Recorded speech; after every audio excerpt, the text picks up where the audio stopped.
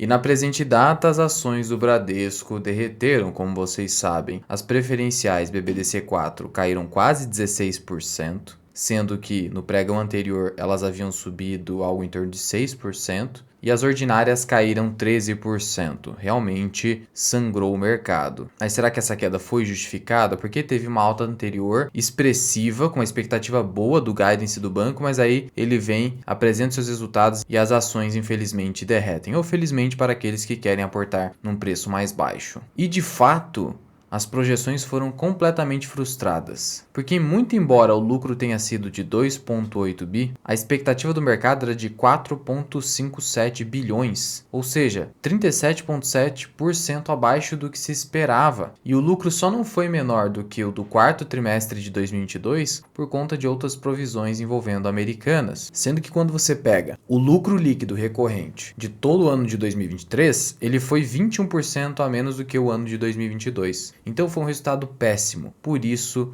está acontecendo no mercado. Veja, se você tem um guidance 37% maior do que o que foi realmente reportado, os modelos de valuation, as planilhas dos analistas sell-side que fazem recomendações públicas, elas são frustradas, precisam ser alteradas e aí a cotação se ajusta, sendo que as ações podem cair ainda muito mais. Podem cair mais 20, 30%. O mercado é irracional e para ele ser racional ele teria que cair ainda mais para ajustar em relação a esse guidance anterior, toda aquela euforia que teve no pregão anterior. Sendo que nós tivemos um aumento expressivo nas provisões do Bradesco para o quarto trimestre, 500 milhões de reais apenas para contratação de consultorias e tudo mais para um plano estratégico que o Bradesco iniciou a fim de cortar custos, aumentar a eficiência, resolver o problema da inadimplência. Ou seja, o banco criou um plano estratégico de reestruturação. É uma boa notícia? Sim, no sentido de que eles querem modificar a estrutura do banco. Contudo, quando uma empresa anuncia plano estratégico, é porque eles realmente estão preocupados com a situação atual. Então a recuperação não será tão imediata e tão óbvia como muitos pensavam. O Bradesco, então, vê o ano de 2024 como um ano de transição, então não espere ali uma recuperação de rentabilidade do banco de forma tão imediata no ano de 2024. Só para você ter uma ideia, as recomendações agora permanecem neutras, mas o lucro por ação que foi reportado no trimestre foi de 27 centavos por ação ordinária, enquanto se esperava 45 centavos por ação ordinária. Então os vendedores vão tentar chegar nesse alvo do que foi reportado. E esse plano, anunciado pelo CEO, Marcelo Noronha, consiste inicialmente em reduzir estrutura administrativa, reduzir o número de diretorias, dar mais autonomia para os diretores que permaneceram. O banco pretende recuperar a sua rentabilidade no varejo, onde ele tem certa dominância, porque o Bradesco tem um market share elevado no mercado de varejo. Além disso, na sua carteira de crédito, nós temos que 15% da receita do Bradesco decorre do segmento SME, que o Bradesco denomina aquelas empresas que possuem um faturamento anual de até 50 milhões de reais, que são consideradas pequenas empresas para o Bradesco. Então a inadimplência atingiu essas empresas, grandes empresas como Americanas e o varejo brasileiro. Tudo isso se tornou de fato uma tempestade perfeita em face do Bradesco. E o grande ponto que preocupou muito o mercado, gerando toda essa volatilidade, foi o ROI reportado no trimestre pelo Bradesco. Esse aqui é um ROI de 6,9%. O que isso significa na prática? Vamos lá. Aqui no Investidor 10, o ROI do Bradesco está em 8,6% considerando o ano inteiro. Reportou quase 7% de ROI, 6,9%. O ROI o que é? Para os bancos, na verdade, não é apenas ROI, porque o ROI leva em conta apenas o patrimônio líquido, o equity, que é o capital dos acionistas. Só que o banco ele tem que considerar também os ativos totais que ele possui ali no seu balanço, porque o banco se utiliza basicamente do capital de terceiros, que nesse caso não é tecnicamente dívida, mas é um passivo. Por quê? Porque esses valores que ingressam no banco são valores de poupança, de CDBs, LCIs, LCAs, são captações. Por isso que é ROI mais o A de ativos, assets, no sentido de que você tem que considerar o retorno total sobre o custo de capital total. Muito bem, atualmente nossa Selic ainda está acima de 11%, está ainda em 2 dígitos, pode fechar o ano abaixo disso, que é a projeção do mercado, mas ainda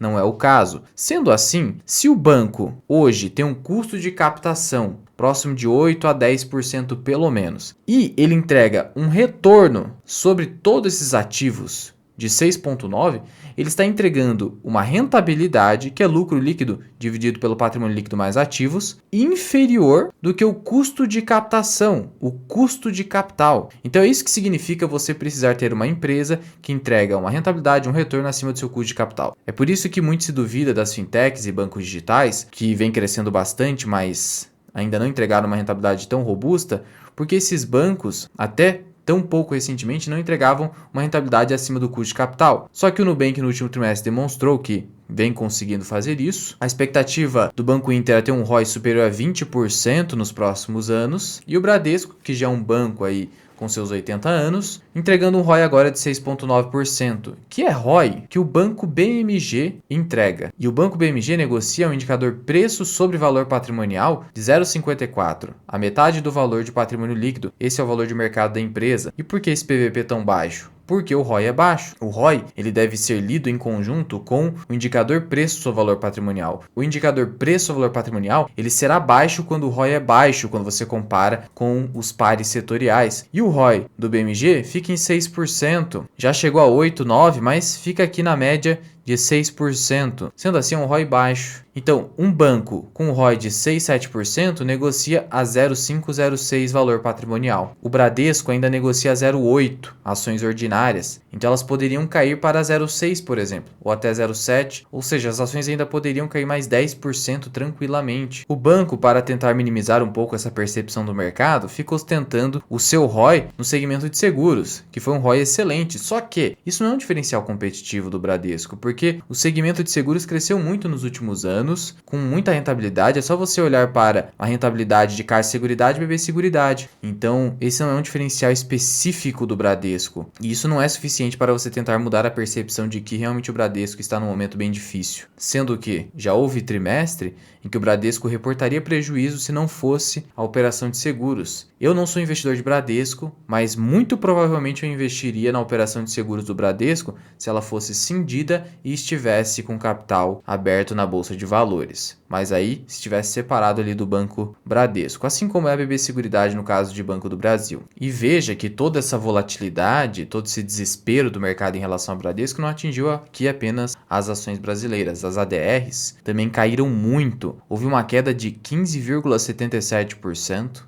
Ou menos 0,53 cents, fazendo com que as ADRs devolvessem completamente os ganhos obtidos desde outubro até setembro aqui, que teve um ralizinho do mercado no ano passado. Por isso que o curto prazo é muito difícil. Você segura o papel por meses ou até mais de ano e vem, em determinado momento, o mercado devolve isso completamente em apenas um dia praticamente. Isso vem acontecendo também com o Vale, que está devolvendo todos os ganhos obtidos no ralizinho do final do ano passado. E aí fica a lição aqui para vocês. Curto prazo é extremamente difícil. No caso do Bradesco, eu entendo que essa devolução de ganhos é bastante justificada. No caso de Vale, tem muita especulação ainda. Então é assim que funciona, esteja preparado. Sendo que você consegue consultar aqui as ADRs de Bradesco, até de Vale, aqui na Quantifury, de forma gratuita. E sobre essa situação do Bradesco e desse plano estratégico, o seu CEO foi entrevistado pelo Brasil Journal. Na entrevista, o Noronha falou um pouco a respeito do plano, disse que espera que o lucro tende a se normalizar em algum trimestre de 2026. Ou seja, que o lucro líquido do banco passará uma rentabilidade superior ao seu custo de capital, que hoje não vem acontecendo. ROI de 6, 7% não paga a rentabilidade mínima que seja superior ao custo de capital próprio de terceiro. Ele espera isso em algum trimestre de 2026, então vai demorar para ver a recuperação do Bradesco. O próprio CEO espera isso, pelo menos 2 anos. Sendo que nessa entrevista, confesso para vocês, não fiquei muito satisfeito com os detalhes que foram compartilhados a respeito do plano, porque basicamente envolve redução de custos, isso é muito importante, é o mínimo que tem que ser feito. Existe ali também muitas falas imprecisas, sempre colocando a culpa do que está acontecendo no Bradesco em fatores externos, sendo que o Itaú não sofreu com isso. Sendo assim, sendo sincero para vocês, principalmente com essa entrevista, o plano não convence. Vai gerar ali algum ganho, vai de fato melhorar a estrutura, tudo bem, mas isso é insuficiente para aumentar a rentabilidade. O grande foco aqui é inadimplência. Diante disso tudo,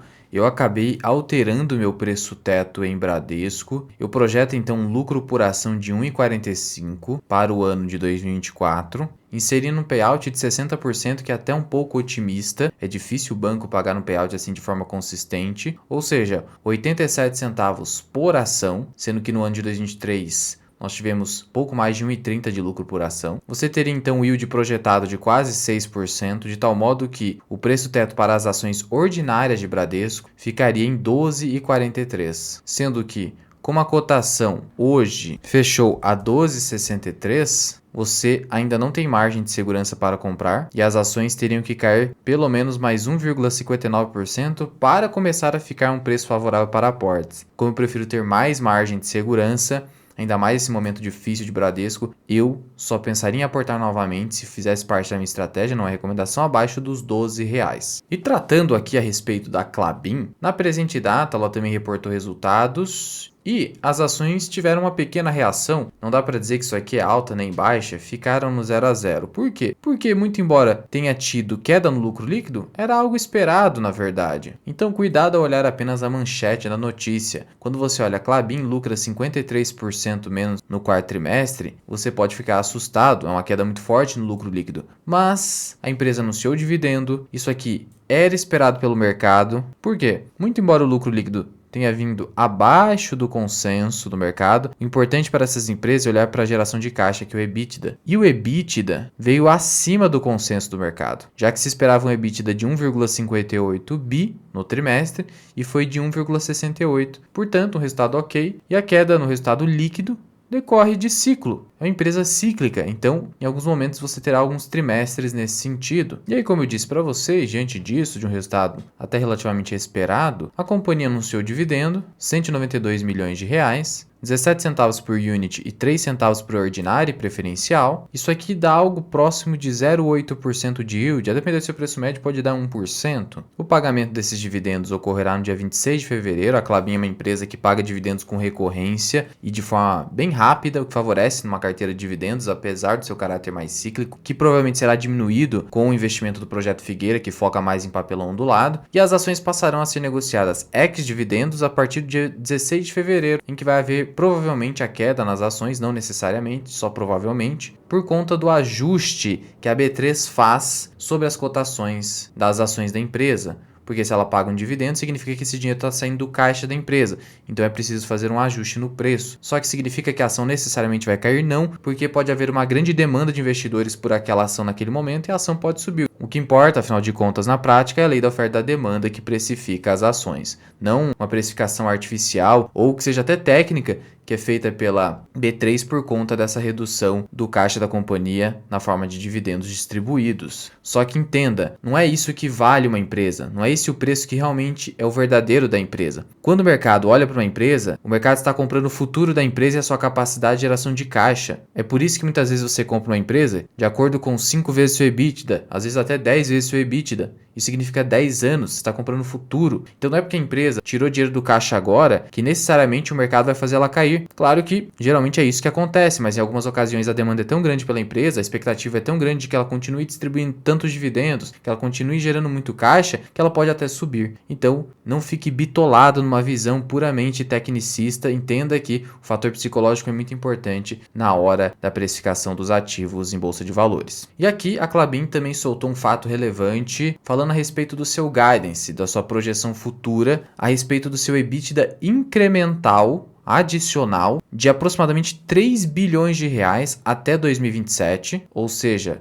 mais 3 anos à frente, 4 anos se você considera o EBITDA dos últimos 12 meses encerrados em setembro de 2023, e esse EBITDA incremental decorre do aumento de capacidade produtiva da Klabin com a implementação dos projetos Puma 2 e Figueira que eu falei para vocês, e também de condições macroeconômicas. Sendo que a Klabin destaca que não é promessa de desempenho, mas é uma projeção que eles fizeram internamente. 3 bilhões de reais de EBITDA adicional significa que a Klabin poderia sair então de 6,3 bi, você tem ali 6,3, você acrescenta 30% vezes 1,3, ela chegaria a mais de 8 bi de EBITDA, superando o EBITDA de 2022, por exemplo. Lembre-se, a empresa é precificada nos modelos de valuation pela sua capacidade de geração de caixa. O mercado hoje reagiu de forma tranquila. Ou seja, para o mercado hoje, as ações valeriam R$ 21,59 aqui as units de Klabin. Isso significa um múltiplo de quase 10 vezes lucro, preço ao valor patrimonial de 2 vezes. Se a Klabin tiver um adicional de 30% no seu EBITDA, e aí então a gente vai olhar para o indicador EV sobre EBITDA, que hoje está em 7,46, Klabin poderia então ser negociada em 2027, caso as ações permanecessem de lado. Passaria então a negociar a um múltiplo EV sobre EBITDA de 5 vezes, que é um múltiplo bem baixo, inclusive bem abaixo da média histórica de Klabin, o mesmo múltiplo de 2022. E veja que o EBITDA de 2022 foi de 8 bi e passaria a ser novamente. Então veja aqui convergência de dados, sendo que Klabin negociava uma cotação de 26,45 à época. Então as ações não estão caras. Eu particularmente tenho as ordinárias e se por acaso o mercado derrubar as ações para um valor próximo de 4, abaixo de 4, eu provavelmente farei um grande aporte e trarei antecipado para os membros do canal. Então não deixe de se tornar membro do canal clicando aqui embaixo para receber as minhas operações e minhas ordens no Vale até Cancelar em antecipado. Mas já comenta aqui embaixo o que você achou dos resultados de Bradesco, de Klabin, se você acha que a Klabin está barata e se o Bradesco é uma oportunidade. Muito obrigado por ter ficado comigo até aqui. Eu sou o Luan, esse que é o canal Mirai Investing. Até o próximo vídeo. Fui!